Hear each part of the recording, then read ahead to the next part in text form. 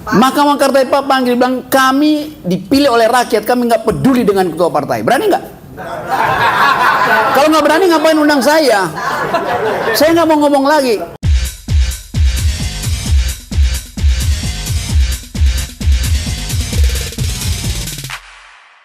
Mulai dengan kami tidak setuju keputusan konstitusi menunggu penyelesaian personal antara dua tokoh. Samarin aja. Sama dengan bunuh diri itu, Bang. Apa kenapa bunuh diri? Iyalah, pasti jadi persoalan. Mahkamah partai panggil. Mahkamah Kartaypa panggil, bilang kami dipilih oleh rakyat, kami nggak peduli dengan ketua partai. Berani nggak?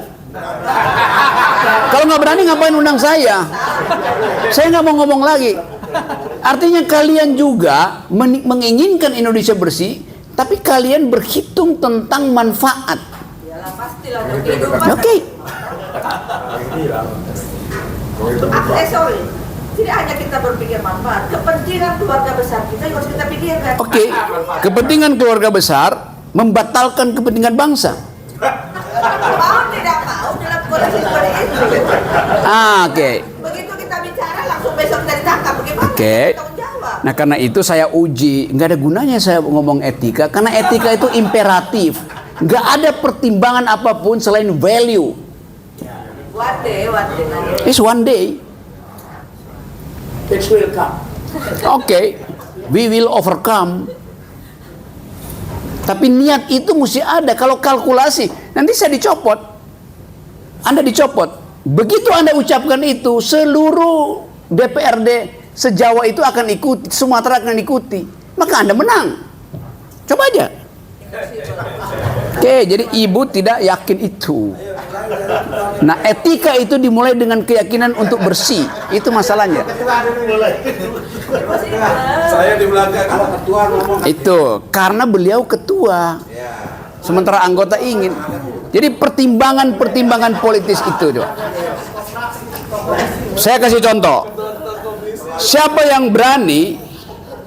yang berani mencopot status Bupati Meranti? Gak ada yang berani. Dia mengucapkan hal yang jujur. Kita dengan Malaysia aja, karena nggak dipedulikan pusat. Siapa yang berani membatalkan pikiran dari Bupati Halmahera yang menantang data dari Jokowi? Gak ada.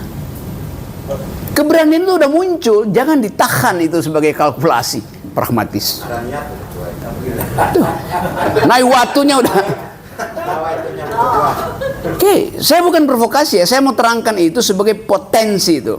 Dan itu yang terjadi di Amerika Latin, di Filipina, di negara-negara.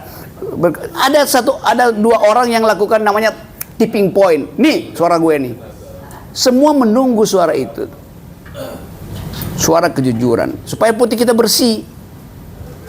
Begini saja. Ya. Biarkan Pak Dokter bicara itu. Pak Rocky Gerung bicara tentang itu di dunia Indonesia ini. Jadi ada cahaya yang berbeda. Iya, kalau kalau kami diajak ikut serta seperti Pak Rocky, ada lagi yang bagus. Kalau ya oke, saya nggak paksa. Saya cuma mau supaya ada konsistensi dalam. Kita mau membersihkan Indonesia, oke. Tapi jangan saya yang disuruh sapu duluan ya. Yang di belakang saya juga, oh dia nggak nyapu, dia juga nggak menyapu. Mental apa itu pada bangsa ini? Oke, kita beri kesempatan lagi Pak, sebelah sini, silakan Pak, silakan. Aduh bahaya nih Pak. Silakan. Kalau tidak, yang tengah, ya, yang tengah. Kayaknya sebelah kanan saya ada aja nih. Terima kasih Pak Rocky.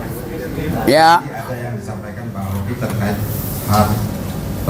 Anies harus dihalang-halangi. Kalau kita halang-halangi, siapa yang kira-kira yang kita bela gitu loh? Ketika ini yang kita halangi, yang dilakukan mana gitu Pak? Ya. Terima kasih. Ya, itu pertanyaan yang keliru. Saya bilang Anies akan dihalang-halangi. Dasarnya apa? Itu dulu. Karena dia tidak mau duduk satu meja dengan dalam perundingan untuk continuity, dia mau change. Kalau begitu ajukan siapa? Ganjar. Silahkan. Ajukan siapa?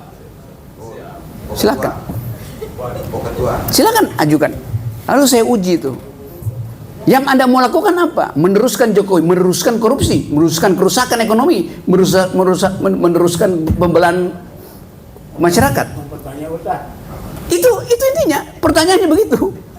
Itu pertanyaan etis yang nggak mungkin Anda hindari kecuali Anda pengecut. Yes. Kan tadi saya bilang, ngundang saya artinya saya akan terangkan dari perspektif etika, bukan dari perspektif siksak. Itu urusan saudara siksak. Dan saya nggak peduli dengan mereka yang siksa gitu. Karena bangsa ini dirusak oleh mereka yang tidak punya prinsip.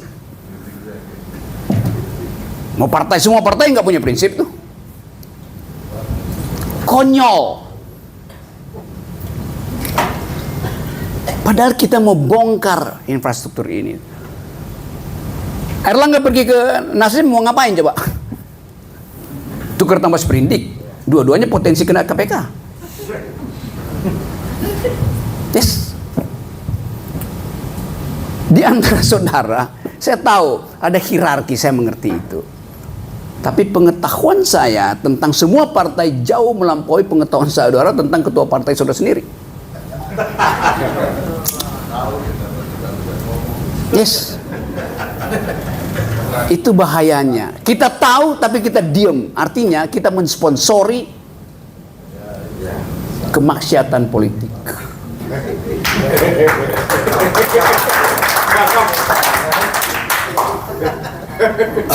Saya mau ganggu saudara, saya mau ganggu teman-teman di sini. Mau meneruskan ide kebersihan politik atau mau siksa? Oke, masih ada. Ya, kita Ya, saya satu lagi. boleh Pak. Ya, ini bicara etika, Pak. Negara mana di dunia ini yang melakukan orkestrasi value yang seperti Pak Rocky Gerung sampaikan itu? Karena saya kira negara ini kan mengelola berbagai kepentingan yang di dalam. Yes. Maka nilai etika itu tentu kadang-kadang diametral dengan kenyataan. Oke. Pak, pertanyaan bagus. Jawaban saya tidak ada. Oleh karena itu ikuti kebusukan. Saya kasih contoh dan Anda akan kaget. Anda tanya negara mana? New Zealand 2 minggu lalu, Perdana Menterinya turun, nggak mau terusin kepemimpinannya. Sebelum ada kampanye bilang saya udah cukup. Negara mana? Ada. Negara mana lagi tuh? Negara bagian New York kemarin, yang biasanya dimenangkan oleh Demokrat, sekarang dimenangkan oleh Republik karena dia menipu si calon itu. Dibatalkan. Joe Biden dipersoalkan di pengadilan sekarang karena ada satu kasus. Yang persoalin siapa? Republik, bukan Demokrat, partainya sendiri. Baca Bapak, telusuri kemampuan kita untuk menghasilkan value, nilai itu. Begitu banyak negara sekarang yang menganggap bahwa kemewahan kekuasaan itu tidak boleh dilebih-lebihkan gitu. Jadi kalau Anda tanya negara mana, kalau saya bilang nggak ada, itu artinya saya sponsori. Kalau begitu Indonesia lakukan lebih buruk dari Filipina, lakukan lebih buruk dari Myanmar, lakukan lebih buruk dari Laos. Itu. Jadi jangan uji saya untuk hal yang prinsipil. Sorry. Abang, kalau itu prinsipnya, maka kita mulai dari titik nol mana supaya kita ini bebas dari. Mulai dari titik nol yang dijanjikan oleh para pendiri bangsa ini. No corruption. Apa yang harus dilakukan pertama kali? Tadi saya tawarin, kalian nggak mau. Bikin manifesto. Ya, terima kasih Pak. Ya. Kita Sedikit saya.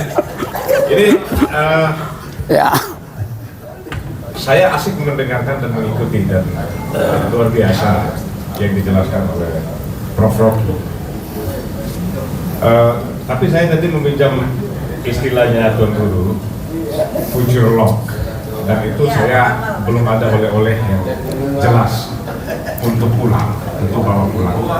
Karena sebagai politisi, Prof, saya yakin teman-teman semua juga begitu. Di hari-hari kita sedang cemas luar biasa sekali mengenai sistem pemilu tertutup terbuka, penundaan pemilu, perpanjangan jabatan kepala desa dan sebagainya.